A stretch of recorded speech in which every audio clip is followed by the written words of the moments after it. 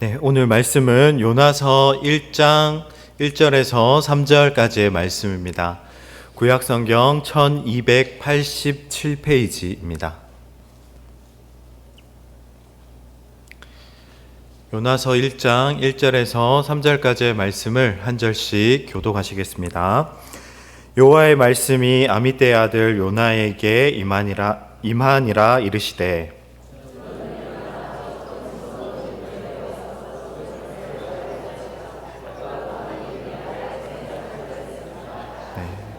한 목소리를 합독하시겠습니다. 그러나 여호와의 얼굴을 피하려고 일어나 다시스로 도망하려 하여 욥바로 내려갔더니 마침 다시스로 가는 배를 만난지라. 여호와의 얼굴을 피하여 그와 함께 다시스로 가려고 백삭을 주고 배에 올랐더라. 아멘. 우리 좌우에 계신 분들과 함께 인사 나누겠습니다. 잘 오셨습니다. 네, 은혜 많이 받으십시오.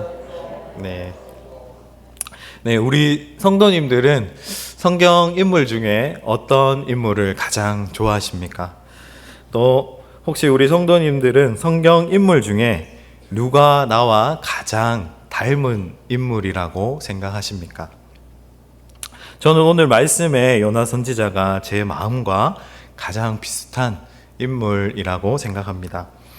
저라도 요나 선지자와 같은 상황이었다면 요나 선지자와 같은 행동을 하였을 것 같기 때문입니다. 구약 성경에는 총 17권의 선지서가 있습니다. 이 17권의 책은 분량에 따라서 대선지서 그리고 서선지서 이렇게 두 가지로 분류가 됩니다. 내용이 상대적으로 많은 5권의 책은 대선지서로, 그리고 상대적으로 내용이 적은 12권의 책이 소선지서로 분류가 됩니다. 소선지서는 호세아서부터 말라기까지 구약 성경의 뒷부분에 위치한 선지서입니다. 소선지서의 12권의 책 중에 가장 유명한 선지서가 있다면 바로 오늘 우리가 함께 읽은 요나서일 것입니다. 왜 요나서가 유명할까요? 우리는 주일학교 때부터 요나서의 이야기를 많이 들어왔습니다. 이 책에 나오는 선지자 요나가 큰 물고기에 잡혀 먹혀 사흘간 물고기 뱃속에 있다가 무트로 돌아온 사건이 너무나도 유명한 사건이기 때문입니다. 그러나 대부분의 사람들은 요나의 물고기 사건은 알아도 요나서의 주제가 무엇인지는 잘 알지 못하는 경우가 많이 있습니다. 그래서 요나서에 나타난 성경의 주제가 무엇인지를 함께 살펴보시면서 함께 은혜 받는 시간이 되기를 소망합니다. 요나 선지자는 북이스라엘의 여로보암 2세가 왕으로 통치하던 주전 740년경에 북이스라엘에서 활동했던 선지자입니다. 여로보암 2세가 이스라엘 왕일 당시에 이스라엘과 자주 전쟁하던 국가 중 하나인 아람이 내분을 겪고 있었고, 거기에 더해 아수르라는 거대 제국의 공격으로 인하여서 안팎으로 약해져 있었습니다. 이에 여로보암 2세는 아람이 약해진 틈을 타 영토를 확장하여 갔습니다. 이 얼마나 영토를 확장하였냐면 이스라엘이 가장 번성했던 다윗 왕 시대의 영토까지 회복하였습니다. 확장된 영토와 함께 여로보암 2세 시대는 정치적으로도 안정이 되어 있었고 경제적으로도 크게 번영하였습니다. 그러나 여로보암 2세 왕과 함께 북이스라엘 사람들은 하나님을 버리고 우상을 숭배하는 영적 암흑기를 겪고 있었습니다. 이에 하나님은 여호와 신앙을 버리고 우상에게 절하며 살아가는 북이스라엘의 죄를 심판하시기 위해 아수르를 심판의 도구로 사용하셨습니다. 아람을 공격한 거대 제국 아수르는 이제 다음 목표인 북이스라엘을 점령하려고 하고 있었습니다. 이에 아수르는 북이스라엘의 생존을 위협하는 두려운 존재였습니다. 이러한 상황 속에서 하나님께서는 요나 선지자에게 말씀하십니다. 1절 말씀을 함께 읽어 보시겠습니다. 여호와의 말씀이 아미떼의 아들 요나에게 임하니라 이르시되. 아멘. 하나님의 선지자는 자의적으로 자기가 하고 싶은 말을 하는 사람들이 아니었습니다. 하나님의 선지자는 항상 하나님의 말씀을 받아서 그대로 전하는 사람이었습니다. 요나 선지자에게도 먼저 여호와의 말씀이 임하니라고 말씀하고 있습니다. 여호와의 말씀이 임하는 시대는 부흥의 시대입니다. 축복의 시대입니다. 하나님의 말씀이 없는 시대는 멸망을 향해 가는 시대입니다. 우리 시대의 불행은 경제적인 어려움에 있는 것이 아닙니다. 아무리 경제적으로 어렵다 할지라도 하나님의 말씀이 있을 때는 망하지 않습니다. 그러나 아무리 경제적으로 부요함을 누린다 할지라도 하나님의 말씀이 없는 시대는 불행의 시대입니다. 하나님의 사람은 물질의 많고 적음에 의해 살거나 망하는 사람이 절대로 아닙니다. 하나님의 사람은 하나님의 말씀에 의해 살기도 하고 망하기도 하는 것입니다. 하나님의 백성에게 하나님의 말씀이 희귀하고 사라져 갈 때 불행이 찾아왔고 멸망을 경험했던 것이 이스라엘의 역사이고 우리 교회의 역사입니다. 하나님의 말씀이 요나 선지자에게 임했다는 것은 하나의 축복입니다. 하나님이 말씀이 있다는 것은 여전히 하나님이 함께 하신다는 증거입니다. 하나님께서 지금 삶을 감찰하고 계시다는 증거입니다.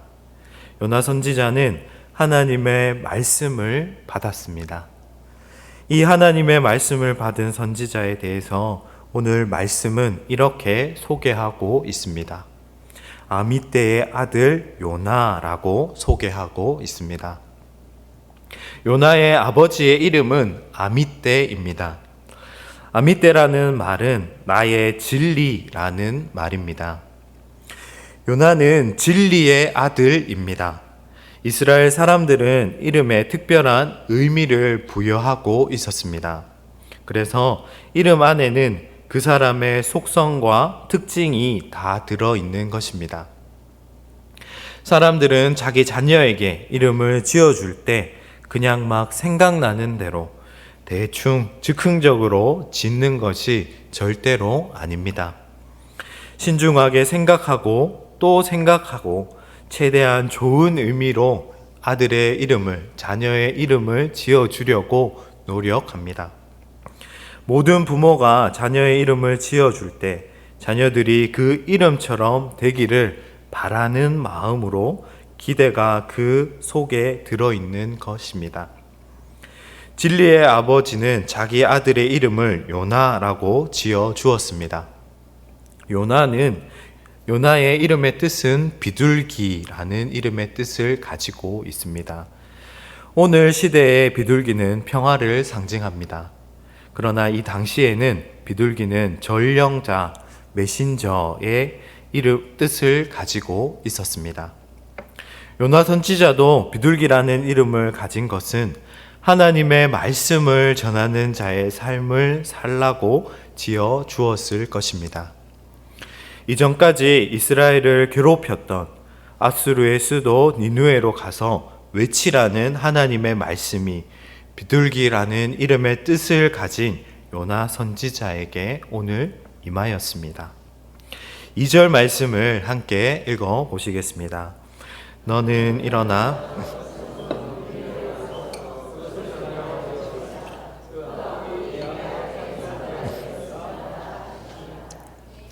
우리는 2절 말씀에 나타난 세 가지 단어를 보게 됩니다. 일어나, 가서, 외치라는 말씀을 통해서 하나님의 말씀이 요나 선지자에게 얼마나 긴박하게 전달되고 있는지를 알 수 있습니다. 일어나, 가서, 외치라 이 세 가지 말은 모두 명령형으로 되어 있습니다. 그래서 일어나라, 가라, 외치라. 이런 말씀이, 하나님의 말씀이 요나 선지자를 재촉하고 있습니다. 왜 요나 선지자를 재촉하고 있을까요? 그 이유는 니느웨의 악이 하나님 앞에 상달되었기 때문입니다.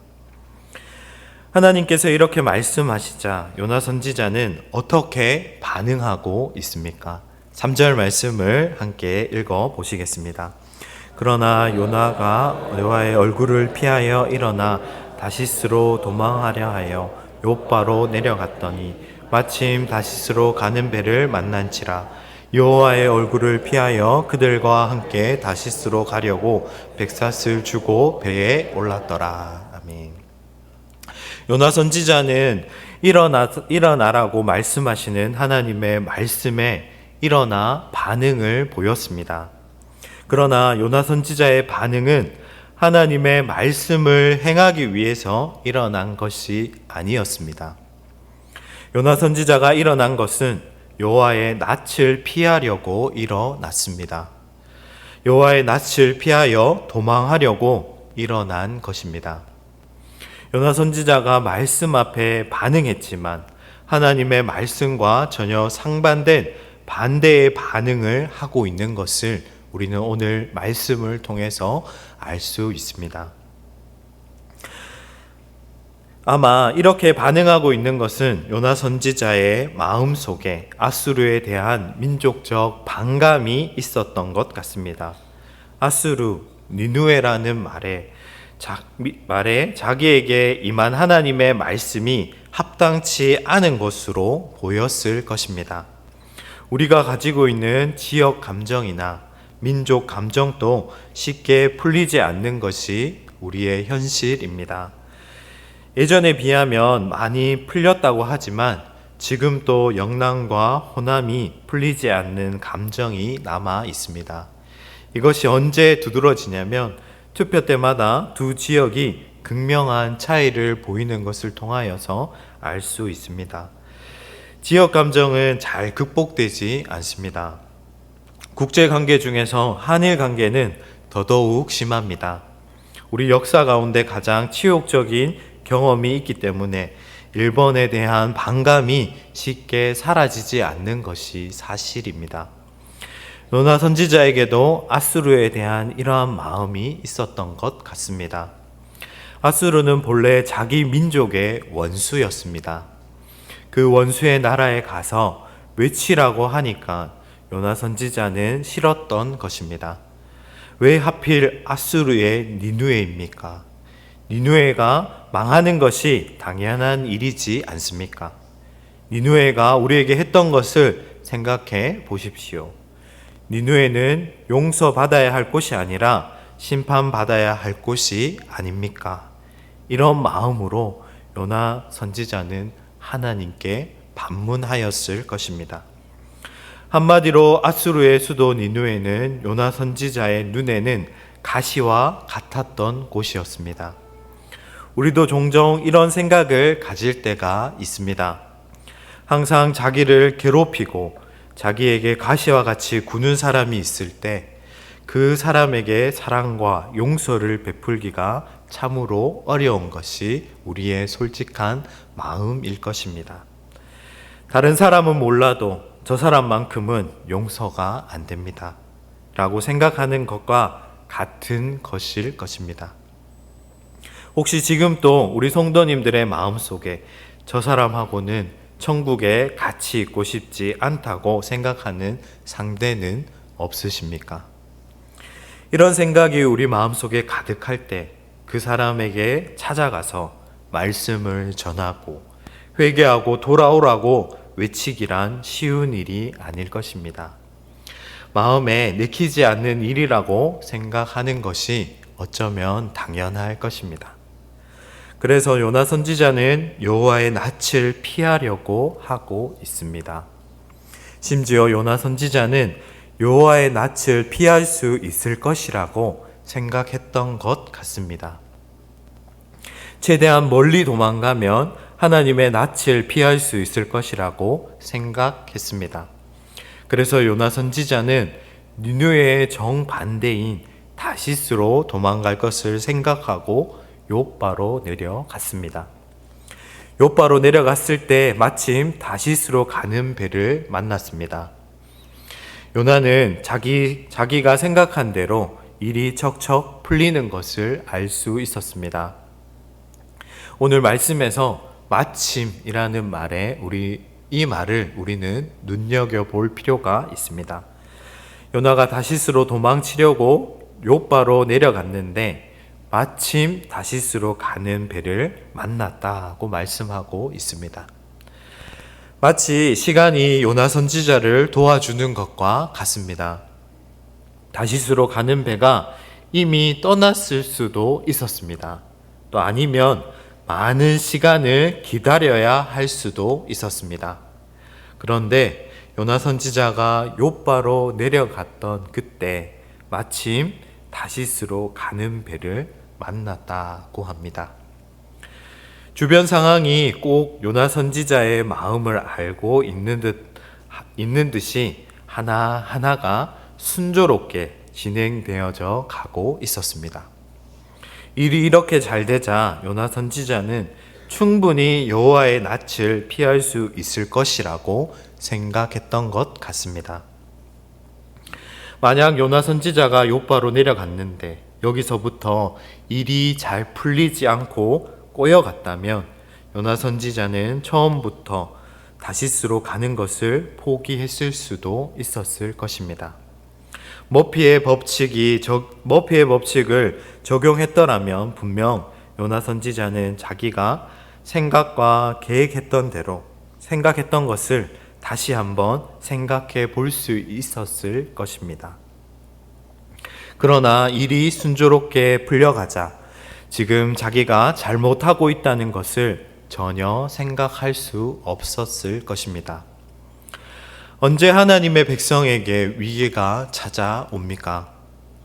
우리는 힘들고 어려울 때 위기가 찾아올 것이라고 생각하는 경우가 많이 있습니다. 그러나 오늘 말씀을 보면 위기는 모든 일이 순조롭게 진행될 때 찾아오는 것임을 알 수 있습니다.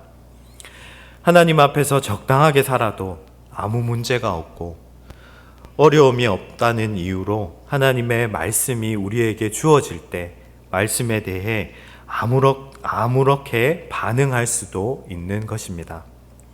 때로는 요나 선지자처럼 하나님의 말씀에 대해서 불순종하는 자세를 취할 수도 있습니다. 왜 그렇습니까? 그렇게 살아도 당장 일이 잘 풀리는 것 같고 내가 생각했던 대로, 내가 계획했던 대로 일이 진행되어 가는 것 같기 때문입니다. 요나 선지자는 자기의 행동을 멈추지 않고 일사천리로 빠르게 진행해 가고 있었습니다. 드디어 요나 선지자는 하나님의 낯을 피하여 다시스로 향하는 배에 백삿을 주고 올랐습니다. 요나 선지자가 이렇게 결정하고 행동했던 원인이 무엇입니까? 그 이유는 하나님의 말씀이 자신의 생각과 맞지 않았기 때문입니다. 우리가 불순종하게 되는 이유가 어디에 있습니까? 하나님의 말씀을 듣지 않아서 불순종하는 것이 절대로 아닙니다. 하나님께서는 지금도 여전히 우리에게 말씀하고 계시지만 우리의 생각과 경험과 뜻이 너무 앞서가기 때문에 하나님의 말씀에 불순종하는 것입니다. 혹시 현재 우리 성도님들의 삶은 하나님의 낯을 피하여 도망하고 있는 요나 선지자의 모습과 같지는 않으십니까? 혹시 지금 나의 모습이 요나 선지자의 모습과 같다면 어서 죄악을 끊고 하나님께로 다시 돌아오시기를 주님의 이름으로 소망합니다. 지금 내게 아무런 문제가 생기지 않는다고 해서 하나님 앞에서 아무렇게나 살아서는 절대로 안 됩니다. 하나님의 자녀는 하나님 말씀 앞에 나의 뜻을 포기할 수 있어야 합니다. 나의 생각을 버릴 수 있어야 합니다. 나의 고집을 꺾고 버려야 합니다. 나의 자존심까지도 하나님 말씀 앞에 내려놓아야 합니다. 우리 하나님의 자녀는 여호와의 낯을 피할 방법을 찾지 말고 하나님 앞에서 하나님 말씀에 순종하는 은혜가 있기를 주님의 이름으로 소망합니다. 주님께서 가라고 하시는 곳에 가고 주님께서 머물라고 하시는 곳에 머무는 삶을 살아가기를 주님의 이름으로 소망합니다. 우리를 끝까지 포기하지 않으시는 하나님 아버지의 사랑에 매여 살아가는 저와 우리 침산제일교회 모든 성도님들이 되시기를 주님의 이름으로 소망합니다. 하나님이 머물라고